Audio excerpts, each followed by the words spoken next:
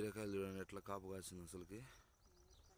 Super కదా, మంచి లేత బీరకాయలు, బెండకాయ. ఈరోజు మా గార్డెన్లో బీరకాయలు చూడండి కాపు బల వచ్చింది అసలుకి. చూడండి ఫ్రెండ్స్, ఇక్కడ ఇంత జంపుకాయలు అసలు ఎటువంటి ఫెర్టిలైజర్ లేకుండా ఇంత రావడం అంటే గ్రేట్ కదా, సహజ సిద్ధంగా. ఇదంతా మా బీరకాయ, ప్లస్ అదేవిధంగా ఆవాలు, బెండి, మిర్చి కూడా నాటామండి. ఇవి మిర్చి మొక్కలు, ఇవి మొత్తం.